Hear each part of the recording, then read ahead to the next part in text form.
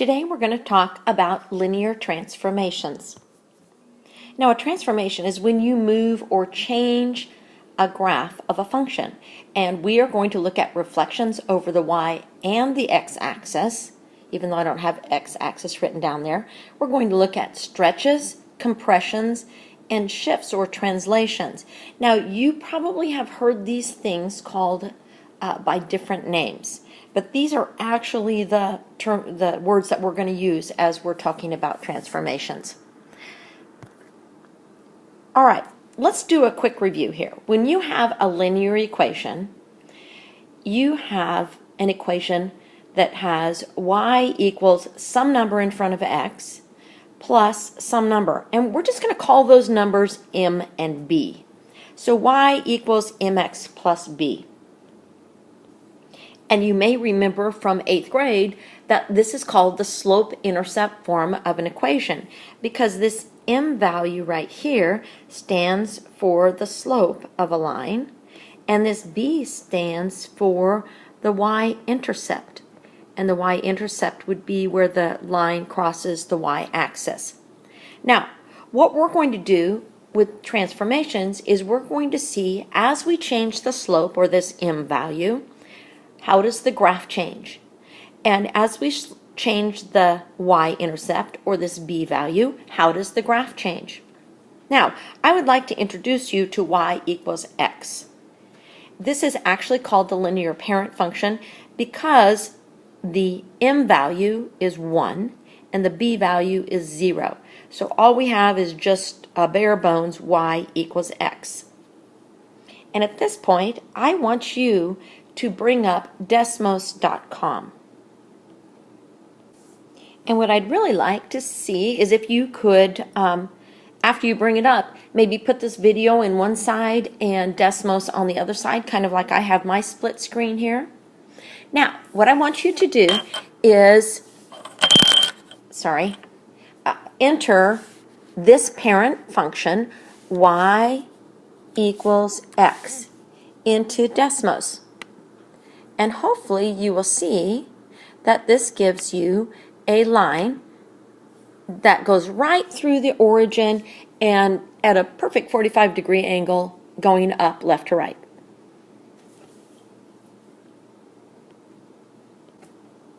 Okay, so now if you'll go over here to this graph settings and hit projector mode, that's going to make your line a lot thicker so you can see it a lot easier.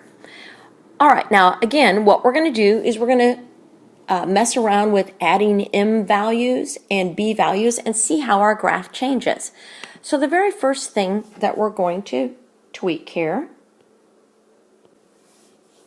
is our m values, or our slope. Remember, m stands for slope. I believe in Math Excel they call this a, but I want you to start thinking of this as the slope of a line. Okay, so what I would like you to do is enter each of these functions into Desmos and pause to see what happens. So let's do the first one together. You're going to say y equals 2x. Now it's going to draw a new line. So I would like you to look at that line and try to figure out, hey, what happened from my parent function to this one? All right. So I want you to reflect each time you enter a new line. Let's y equals 3x and see what happens to our graph. All right, let's enter y equals 4x. Now you should start to see a pattern here. Now I'm going to let you enter the rest of these. Pause after each time and reflect. So pause the video right now and do that. Hopefully your screen looks something like mine, and you should have noticed that as you put a larger and larger number in front of x, the same thing keeps happening with your line. I need you to, in your notes right now, pause your video and write a reflection of, as your m value gets larger, what happens to the graph of your line. So pause your video and do that now, please, in your notes. All right, now what I'd like you to do is go back to Desmos, and I'd like you to delete all of these functions except your parent function, y equals x. And this time, instead of putting larger and larger numbers in to Desmos, we're going to put, for our m value, we're going to put smaller and smaller numbers. So let's put y equals 3/4, and you're going to say 3\4, and you can see how it changes it to a fraction, but then you have to use your arrow keys to get out of the fraction before you put your x.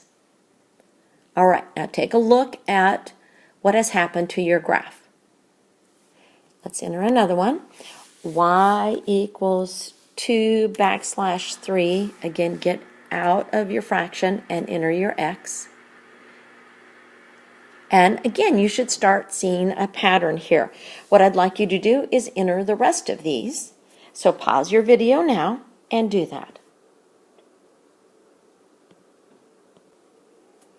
Hopefully your graph looks something like my graph. Now, the colors of your lines might be different than mine, but that's not a big deal. So what I would like you to do is make this reflection in your math notebook. As the value of m, or my slope, gets smaller and smaller, but not negative, my line, and then tell me what happens to the line as slope gets smaller. Pause your video and do that in your notebook now, please. All right, in Desmos, I would like you to delete all of the functions except your parent function. And then I would like you to take these notes in your math notebook. When you change a function by adding a number m, which is your slope, in front of the x term, you will get a stretch. Write down the word stretch, that's the vocab term that you will need, if your m value is greater than 1. You will get a compression. Write down the word compression if your m value is less than 1. I really should have on here is less than 1 but greater than 0. So let's change this. Let's change this if m is greater than, did that wrong? Sorry. M is greater than 0 but less than 1. That is called a compression. All right. Now, I did not expect you to use those words when you were writing your reflections.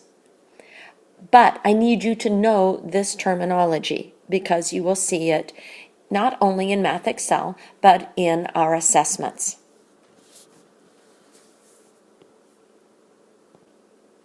Now let's investigate when we make our m value negative. So first I would like you to type in y equals negative x. Now I'm hoping that you understand that is a negative 1x. We just don't write the 1 down. And look at what happened to my graph when I did that. All right, now let's enter y equals 2x. Look at what happened to my graph. And y equals negative 2x, because I want you to compare this. All right, pause the video and enter the rest of these equations, but I want you to pause between each one and see what is happening and try to draw some conclusions. Pause your video now. Again, hopefully your graph looks like mine, and I think this is kind of a cool looking graph. But what did you notice when you entered a negative slope or a negative m value? I would like you to pause your video and write a reflection in your notebook about when you change the m value or the slope negative, what happens to the line of your graph. Pause your video now and do that. Now, this is not what I would have expected you to put in your notes, but I would like you to write it down now because this is the terminology I need you to use. When m, or my slope, is negative, you have a reflection over the y-axis. You have a reflection over the y-axis, so please write that down. All right, now what I would like you to do is go to Desmos, and again, delete all of the equations except your parent function. And now, I would like you to investigate what happens when my y is negative. And to do this, we're going to change it because Desmos does a cool thing for us here. We're going to change our y to f of x. Remember, we've talked about f of x is just another way to say y. So over here in Desmos, I'm going to change y to f, and then I'm going to use my parentheses of x. And I'm going to say x plus 2.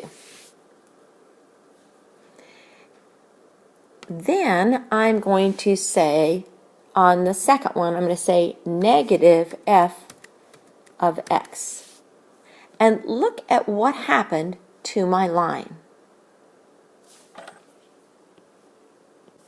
You can even go back a couple of slides and see what happened when we turned x into a negative, and see the difference here when we turn y into a negative. All right, now I would like you to clear both of these functions, and I want you to enter f of x equals 3x minus 3. And then again, I want you to say negative f of x. Now, pause for a moment and write a reflection in your notebook of what you think happens when you make the y negative. All right, now obviously this is not the terminology I expected you to use in your reflection, but I want you to also write this down because this is the vocab that you will need. When the entire function f of x is negative, it is a reflection over the x-axis. So when we changed x, it was a reflection over the y-axis. When we change y, it is a reflection over the x-axis. Make sure you have that written in your notebook. All right, I need you to go back and clear off these functions, and again, write in your parent function y equals x. And now I would like you to pause your video and see what happens after you enter each of these equations, because this time, instead of changing my m value or my slope, I am going to change my b value. Okay, pause your video and enter these, and pause after each one to see what happens to the graph of your function. Again, hopefully your graph looks something like mine, except it might be larger because you have it over a bigger screen. Okay, so now I need you to pause the video again and write a reflection in your math notebook that says, when I add a b value, here is what happens to my graph. When I subtract a b value or add a negative b value, here is what happens to my graph. So pause your video and do that now, please.